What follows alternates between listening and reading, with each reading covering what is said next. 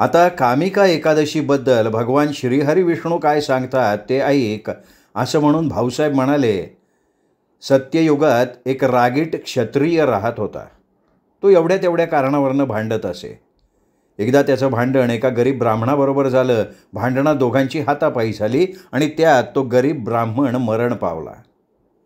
तो क्षत्रिय घाबरला. त्याच्यावर अंत्यसंस्कार करण्यासाठी धडपडायला लागला. पण गावातल्या लोकांनी त्याला विरोध केला. म्हणाले, हे बघ, तुझ्याकडनं ब्रह्महत्या घडली आहे, तेव्हा आधी या गोष्टीचं प्रायश्चित्त कर आणि मग त्या ब्राह्मणावर अंत्यसंस्कार. यावर तो क्षत्रिय बोलला, हो ब्राह्मण हो, मी काय त्याला जाणून बुजून नाही मारलं. माझ्याकडनं नकळत ही ब्रह्महत्या घडली आहे, तेव्हा तुम्हीच मला कसं प्रायश्चित्त करायचं हे सांगा. त्यावर त्याला सांगितलं गेलं की आषाढ महिन्यात कृष्ण पक्षात येणाऱ्या कामिका एकादशीच्या व्रतानं तुझ्या पापाचा क्षय होईल आणि तेव्हाच आम्ही तुला या ब्राह्मणावर अंत्यसंस्कार करू देऊ. असं म्हटल्यावर त्या क्षत्रियानं कामिका एकादशीचं व्रत मोठ्या भक्तीनं केलं आणि त्यावर प्रसन्न होऊन भगवान विष्णू त्या गावातल्या एका ब्राह्मणाच्या स्वप्नात आले आणि म्हणाले, त्या क्षत्रियाचं पाप नष्ट झालं आहे, तुम्ही त्याला माफ करा. अशा प्रकारे या एकादशीची महती एवढी आहे की हजारो ब्रह्महत्येचं पाप याने नष्ट होतं. सर्वांगाचे करुणी कान, श्रोते भावे सावधान, या भूमिकेत ज्येष्ठ युधिष्ठिर भगवान श्री विष्णूंकडनं श्रावण शुक्ल पक्षातील पुत्रदा एकादशीच्या व्रताची कथा श्रवण करत आहे. भगवान सांगतात, सत्ययुगामध्ये माहीखती नावाचं समृद्ध राज्य होतं. त्या राज्यात माहीजीत नावाचा बलाढ्य राजा राज्य करत होता. त्याच्या राज्यात कुठल्याही गोष्टीची उणीव नव्हती. तो ब्राह्मणांना, साधुसंतांना सुखावीत होता. कधी कोणावर अत्याचार होऊ देत नव्हता. आपली प्रजा सुखी कशी होईल याकडे तो तत्परतेनं लक्ष देत होता. अष्ट ऐश्वर्य राजेच्या चरणी लोळण घेत असली तरी त्याला पुत्रप्राप्ती नसल्याचं शल्य अहोरात्र बोचत होतं. हकीम, वैद्य, गंडा, दोरा, व्रतवैकल्य सगळं काही करून झालं, पण राजाच्या पोटी संतान नसल्यानं तो व्याकुळ झाला होता. बघता बघता वय होत चाललं, त्यामुळे त्याची चिंता अजूनच वाढत चालली होती. एक दिवशी राजा वैतागून सैनिकांबरोबर रपेट मारायला निघाला, तेव्हा एका झाडाखाली एक ऋषी आपली तपश्चर्या करत बसलेले दिसले. ते ऋषी म्हणजे सर्वसिद्धी प्राप्त असलेले लोभेश मुनी होते. त्यांना आपली व्यथा सांगितल्यावर ऋषी म्हणाले, राजन, श्रावण मासात शुक्ल पक्षातल्या पुत्रदा एकादशीचं व्रत तू मनोभावे कर. शंख, चक्र, गदाधारी त्या भगवान श्रीहरी विष्णूचं स्मरण करून दुसऱ्या दिवशी गरजू लोकांना दानपुण्य करून पारणं सोड, तुला पुत्रप्राप्ती होईल. राजा ऋषींचा आशीर्वाद घेऊन राज्यात परतला आणि त्यांनी आणि त्याच्या बायकोनी पुत्रदा एकादशीचं पालन केलं आणि थोड्याच दिवसात त्याच्या पोटी दिव्य संतान जन्माला आलं. म्हणूनच या एकादशीला पुत्रदा एकादशी असं म्हणतात. जेव्हा युधिष्ठिर भगवान श्रीहरी विष्णूला विचारतात की भगवान, भाद्रपद मासातल्या शुक्ल पक्षातल्या एकादशीला वामन एकादशी असं का म्हणतात आणि आपण निद्रिस्त अवस्थेत असताना सुद्धा वामन अवतार कसा धारण केला, कृपा करून याचं श्रवण मला द्या. त्यांनी असं म्हटल्यावर भगवान श्रीकृष्ण म्हणाले, हे राजन ऐक. त्रेतायुगात बली नावाचा राजा राज्य करत होता. तो खूप दानशूर, वीर, पराक्रमी, धार्मिक होता. तो माझी नित्य आराधना करत होता. वेदसूक्त मंत्रयज्ञानं तो माझ्याजवळ नित्य वास करत होता. पण त्याचा देवांचा राजा इंद्रदेवावर राग होता. त्यामुळे तो सर्व देवांवर राग काढून त्यांच्या मागे लागत असे.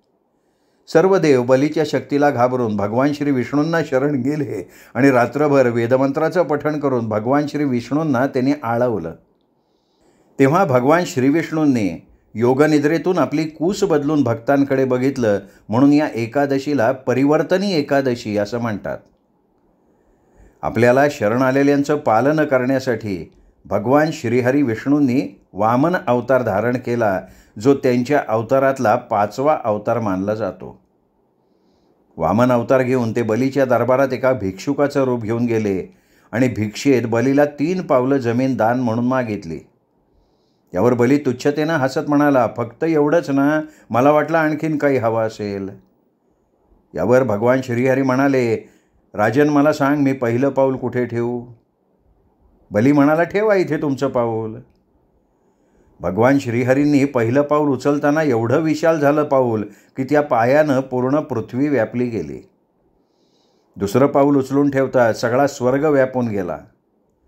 आता तिसरं पाऊल मी कुठे ठेवू असं वामन अवतारातल्या भगवान श्रीहरींनी विचारल्यावर अत्यंत नम्रतापूर्वक राजा बली खाली वाकून आपला मुकुट खाली उतरवून मस्तक समोर करून म्हणाला, भगवान आपलं तिसरं पाऊल माझ्या डोक्यावर ठेवा. असं म्हणून त्यांनी आपलं शीश झुकवलं. तसं भगवान श्रीहरीनं आपलं तिसरं पाऊल राजा बलीच्या डोक्यावर ठेवताच बलीला पाताळात धाडून दिलं. त्याच्या श्रद्धेमुळे नम्रतेमुळे त्याला मोक्ष प्राप्त झाला. तो एकादशीचा दिवस असल्यानं त्याला वामन एकादशी असं सुद्धा म्हटलं जातं.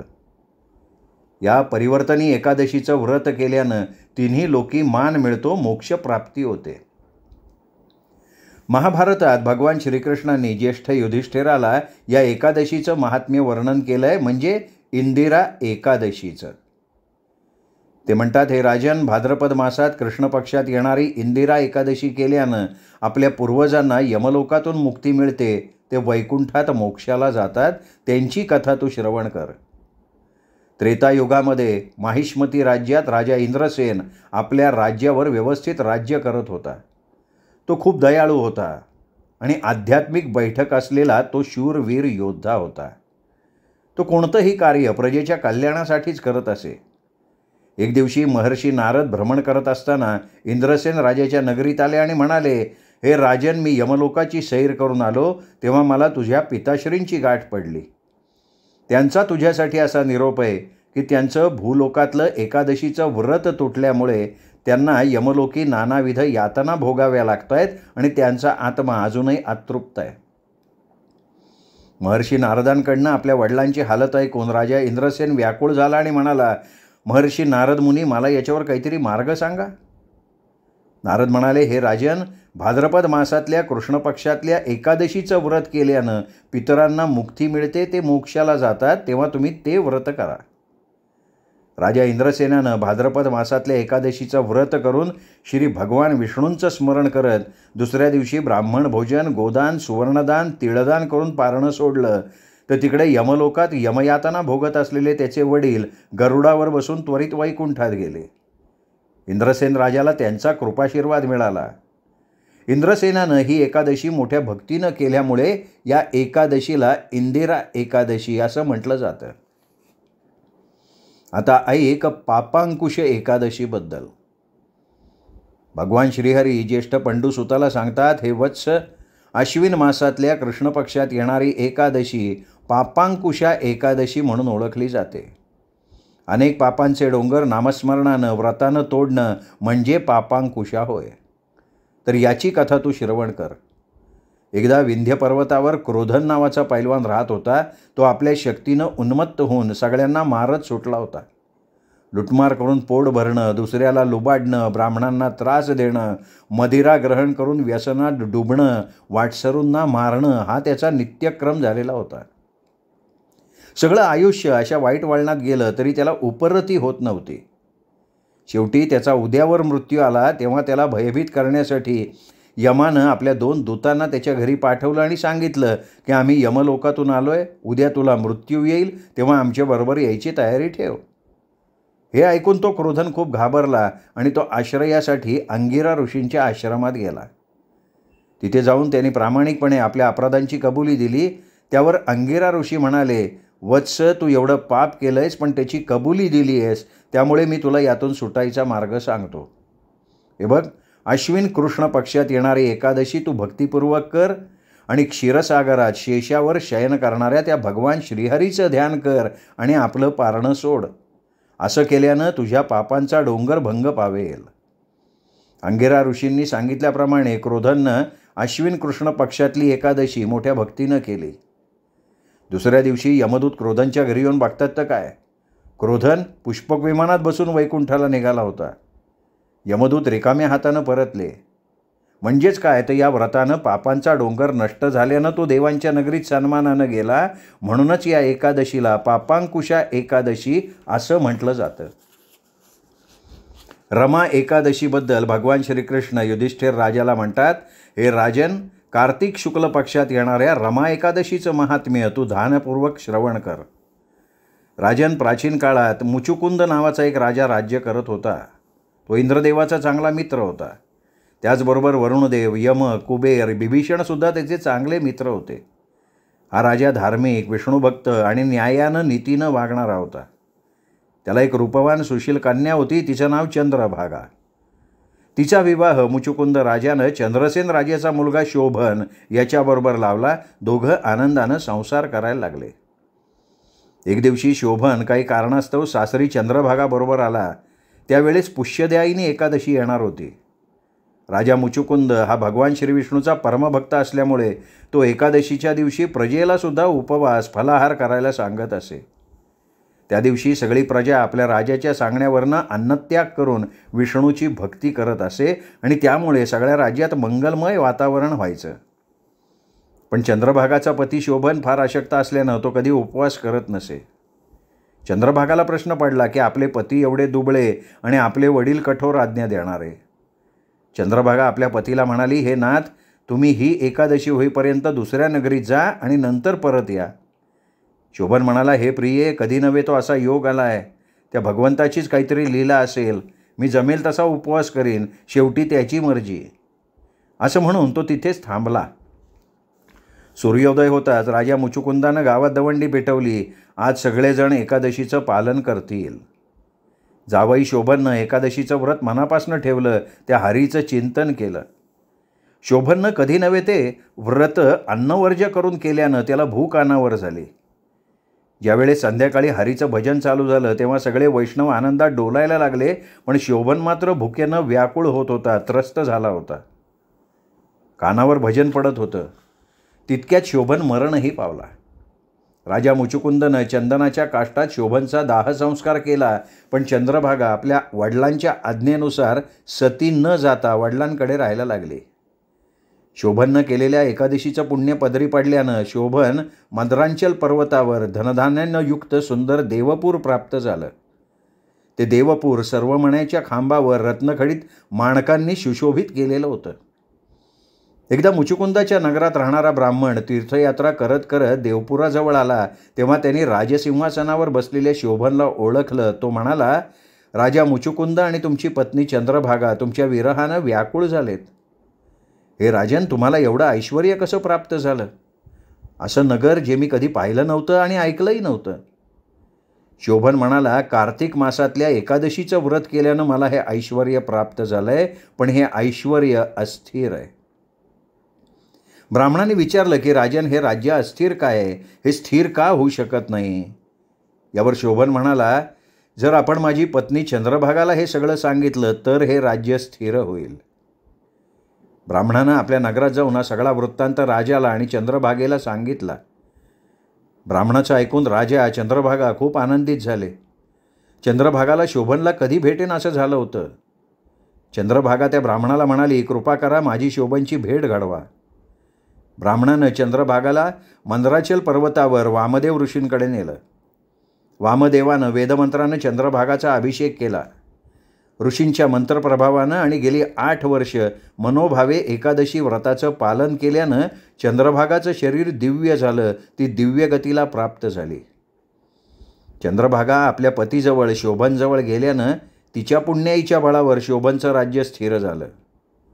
हे राजन, हे रमा एकादशी जे करतात त्यांचं पूर्वजन्मीचं पाप आणि ब्रह्महत्येचं पाप या व्रतानं नष्ट होतं. त्याचप्रमाणे प्रबोधिनी एकादशीचं व्रत आणि पारणं केल्यानं जेवढी तीर्थक्षेत्र असतील त्या तीर्थक्षेत्रांना जाऊन जे पुण्य पदरी पडणार नाही ते पुण्य पदरी पडतं. गोदान, सुवर्णदान, भूदानापेक्षा या व्रताचं महात्म्य अधिक आहे. प्रत्येकानं आपल्या कर्माचा त्याग करून त्या भगवान श्रीहरी विष्णूंना शरण जाऊन कार्तिक मासातल्या या प्रबोधिनी एकादशीचं व्रत केलं पाहिजे. जो मनुष्य ही एकादशी करेल तो धनवान, योगी, तपस्वी, इंद्रियाला जिंकणारा आणि अक्षय पुण्य मिळवणारा होतो. जो मनुष्य कार्तिक मासात भगवान श्रीहरीला बिल्वपत्र, तुळशी अर्पण करतो त्याला बल, यौवन आणि वृद्ध अवस्थेत कुठल्याही पीडा होत नाहीत. या मासातील प्रबोधिनी एकादशीच्या रात्री जागरण करून त्या श्रीहरीचं गुणगान गायलं तर अमावास्येच्या ग्रहणात केलेल्या दानपुण्यापेक्षा दुप्पट पुण्य मिळतं. म्हणून हे नारदा, या व्रताचा महिमा खूप आहे असं ब्रह्मदेव नारदाला सांगतायत. सफला एकादशीबद्दल सांगताना पाटील म्हणाले, चंपावती नगरात एक महिष्मान नावाचा राजा राहत होता. त्याला 4 मुलं होती. थोरला मुलगा लुंपक महापापी होता. तो आपल्या वडिलांचं धन उधळत होता.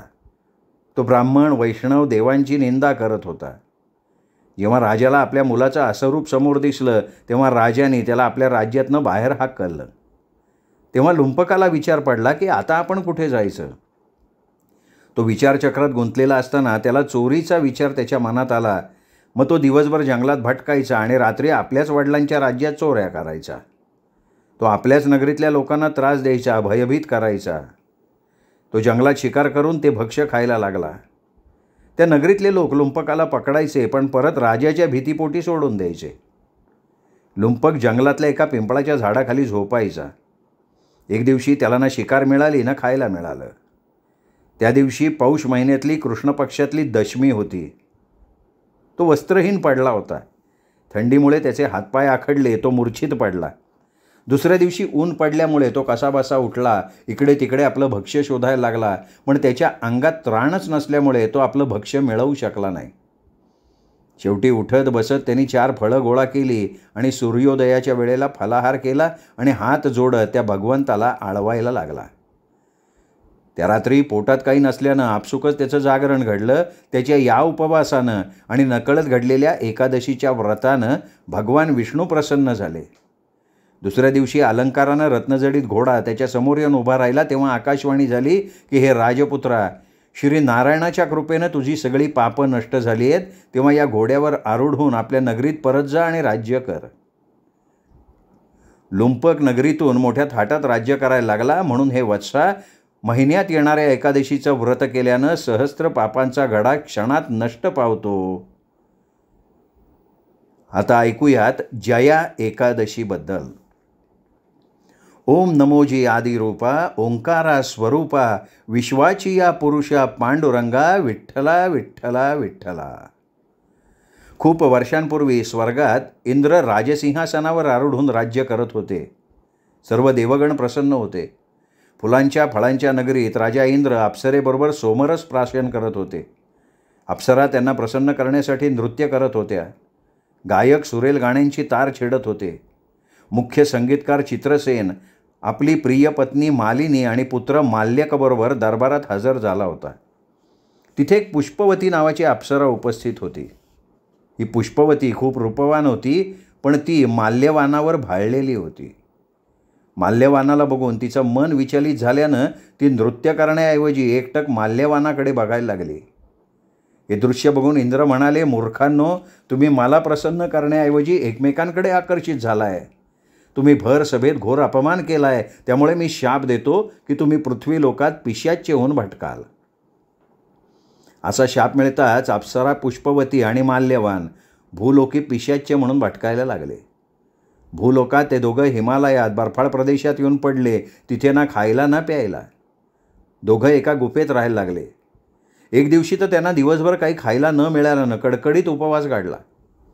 बर्फाळ प्रदेशात पडल्यानं थंडी वाजत होती. रात्रभर जागरण होऊन त्या श्रीहरीचं यातून सोडव म्हणून चिंतन घडलं. आणि त्या दिवशी जया एकादशी असल्यानं त्यांची इंद्रदेवाच्या शापातनं सुटका झाली. त्यांच्यावर पुष्पवर्षा झाली. एका दिव्य विमानात बसून ते परत स्वर्गात आले. इंद्रदेवानं त्या दोघांना विचारलं की तुमच्या दोघांचा शाप त्वरित कसा नष्ट झाला. यावर ते म्हणाले, आम्ही भगवान श्रीहरीला शरण जाऊन त्यांचं चिंतन केलं आणि काही खायला न मिळाल्यानं आपसुकच महान एकादशी व्रताचं पालन झालं. त्यामुळे परत हे दिव्य शरीर प्राप्त झालं. आम्ही तुम्हाला शरण आलो आहोत. हे एकादशीचं महात्म्य ऐकून देवराज इंद्रानं परत त्या दोघांना आपल्या दरबारात ठेवून घेतलं. विजया एकादशी. ओम नमो भगवते वासुदेवाय. पद्मगुण ऐश्वर्य संपन्न भाग्यवंता अहो रमाकांता श्री विठ्ठला. विठ्ठल विठ्ठल विठ्ठल विठ्ठल विठ्ठल. द्वापार युगात भगवान श्रीकृष्ण पंडुपुत्र 5ही पांडवांना या एकादशीचं महात्म्य सांगत असताना ज्येष्ठ युधिष्ठिर म्हणाले, हे भगवन, मला विजया एकादशीचं महात्म्य श्रवण करायचं आहे. मला ते तुम्ही सांगा. भगवान श्रीकृष्ण म्हणाले, हे राजन, फाल्गुन महिन्यातली ही विजया एकादशी केल्यानं चारी बाजूनी आलेलं संकट, शत्रूंनी घेरलेलं संकट क्षणात दूर होतं. या एकादशीचं महात्म्य ब्रह्मदेवाने आपला मानसपुत्र नारदाला सांगितलेलं आहे. ती कथा तुम्ही ऐका. त्रेतायुगात मर्यादा पुरुषोत्तम असलेले भगवान श्रीराम यांना 14 वर्षाचा वनवास झाला. तेव्हा ते आपले भाऊ लक्ष्मण आणि सहचारिणी माता सीतेबरोबर पंचवटी इथे राहत होते. तेव्हा दुष्ट रावणानं कपटवेशात येऊन माता सीतेचं अपहरण केलं. भगवान श्रीरामचंद्र आणि भाऊ लक्ष्मण खूप व्याकुळ झाले. ते माता सीतेच्या शोधात इतरत्र भटकायला लागले. माता सीता कुठे गेली म्हणून दगडधोंड्यांना, नदीला, पशुपक्ष्यांना, एखाद्या सामान्य माणसाप्रमाणे विचारायला लागले की आपण माझ्या सीतेला पाहिलंय का. इतक्यात प्रभू श्रीरामांना जटायू पक्षी घायाळ झालेला दिसतो. जटायू पक्षी सांगतो की भगवान, तुमच्या सीता मातेला दुष्ट रावणानं पळवून नेलंय. मी त्याला अडवण्यासाठी गेलो, त्यामुळे माझी ही अवस्था रावणाने केली आहे. भगवान, मी तुमच्या येण्याच्या प्रतीक्षेत होतो. आता तुमच्या चरणांवर मला मोक्ष मिळेल असं म्हणून जटायूने आपला प्राण सोडला. जटायू वैकुंठनगरीत सन्मानानं गेले. प्रभू श्रीरामचंद्र माता सीतेच्या शोधात जटायूनं सांगितलेल्या मार्गानं निघाले. त्यावेळेला त्यांना वानरांचा राजा सुग्रीव भेटला. राजा सुग्रीव आणि वानरांची श्रीरामाबरोबर चांगली मित्रता झाली. तेव्हा श्रीरामांची भेट पवनपुत्र हनुमानाशी होते. हनुमान श्रीराम भक्त होतात. ते आपल्या वायुवेगानं श्रीलंकेचा शोध घेत घेत माता जानकीच्या जवळ पोचतात. माता जानकीला श्रीरामाचा भक्त आहे हे सिद्ध करण्यासाठी श्रीरामाची मुद्रा असलेली अंगठी हनुमान जानकीला देतात. सीतामातेला पटतं की खरंच हा श्रीराम भक्त आहे. पवनपुत्र हनुमान ही सगळी वार्ता परत येऊन भगवान श्रीरामांना सांगतात. श्रीरामांच्या लक्षात येतं की हा समुद्र ओलांडून आपल्याला सीतेकडे जायचं आहे. त्यावेळी ते लक्ष्मणाला म्हणतात की हे सुमित्री नंदना, मला सांग, आपण कसं या समुद्राला ओलांडून लंकेत पोचू शकतो. तेव्हा लक्ष्मण श्रीरामाला म्हणाले की भगवंता, इथून 4 कोस अंतरावर वक्तालव्य नावाचे ऋषी राहतात. ते खूप ज्ञानी आहेत, तपस्वी आहेत. तेच आपल्याला यातून मार्ग दाखवू शकतील. तिथे जाऊन आपल्या शंकेचं निरसन करून घेऊ. तेव्हा श्रीराम प्रभू आणि लक्ष्मण दोघेजण वक्तालव्य ऋषींच्या आश्रमात गेले. त्यांना नमस्कार केला. वक्तालव्य ऋषींच्या लक्षात येतं की हे तर प्रभू श्रीराम मनुष्य अवतारात आपली लीला दाखवायला प्रकट झाले. वक्तालव्य ऋषी प्रभूंना विचारतात की आपलं इथे येण्याचं कारण काय ते सांगा. प्रभू श्रीराम म्हणाले, माझ्या पत्नीला पळवून घेऊन रावण लंकेत गेलाय. हा विशाल समुद्र पार करून मला माझी वानर सेना घेऊन तिथे पोचणं शक्य नाही. तेव्हा हे मुनिवर, मला कृपा करा आणि मार्ग सांगा. वक्तालव्य ऋषी म्हणतात, यातून बाहेर पडायचा मार्ग मी सांगतो. एकादशीच्या दिवशी एक भरलेला कलश घेऊन त्यात आंब्याची पानं घालून खाली 7 धान्याचं मंडल करावं. त्यावर भगवान श्री विष्णूची मूर्ती स्थापन करून दुसऱ्या दिवशी सकाळी लवकर उठून स्नान करून त्या कलशाच्या समोर बसून त्या भगवान श्रीहरीचं चिंतन करावं आणि त्या रात्री भगवंतांचं गुणगान करत जागरण करावं. द्वादशी दिवशी तो कलश नदी किंवा तलावाच्या ठिकाणी नेऊन त्याची पूजा करून एखाद्या ब्राह्मणाला दान देऊन टाकावा तो कलश. तुम्ही सगळ्यांनी मिळून जर या एकादशीचं व्रत भक्तिपूर्वक कराल तर सगळ्यांना विजयच प्राप्त होईल. या एकादशीच्या नावातच मुळात विजय असल्यानं विजय निश्चित आहे. अगदी तसंच व्रत श्रीराम प्रभूंनी आणि सगळ्या वानरसेनेनं केलं आणि समुद्रावर सेतू बांधून लंकेत जाण्याचा मार्ग त्यांना सापडला आणि मग रावणाशी युद्ध करून त्याला परास्त करून त्याचा वध करून त्यांनी विजय प्राप्त केला. त्यानंतर श्रीरामांनी बिभीषणाला लंकेचं राज्य दिलं आणि सुग्रीवालाही आपलं राज्य मिळालं. आता बघूयात आमलकी एकादशी.